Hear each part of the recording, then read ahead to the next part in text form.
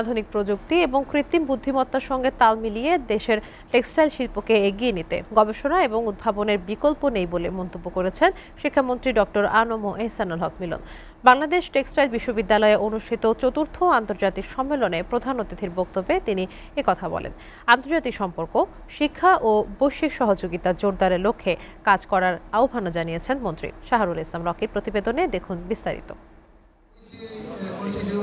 জ্ঞান, গবেষণা ও অভিজ্ঞতা বিনিময়ের নতুন দিগন্ত উন্মোচনের লক্ষ্য নিয়ে বাংলাদেশ টেক্সটাইল বিশ্ববিদ্যালয়ে অনুষ্ঠিত হয় চতুর্থ আন্তর্জাতিক সম্মেলন।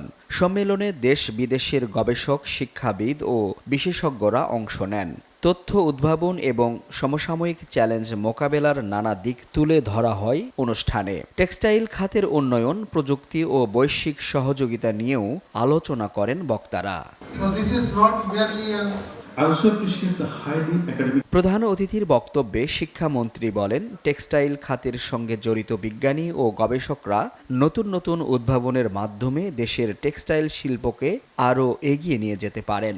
এতে বিশ্ববাজারে বাংলাদেশের অবস্থান আরও শক্তিশালী হবে। We need adoption of AI. That's very important for us, isn't it? But digital and AI, there's no way to take our job away. শিক্ষামন্ত্রী আশা প্রকাশ করেন, গবেষণালব্ধ জ্ঞানকে কাজে লাগিয়ে দেশের বস্ত্র শিল্পকে আধুনিকায়ন করা সম্ভব। The scientists, the researchers of textile, they will develop. আয়োজকদের প্রত্যাশা, এ আয়োজন শিক্ষা ও গবেষণা খাতে আন্তর্জাতিক সহযোগিতা আরও শক্তিশালী করবে।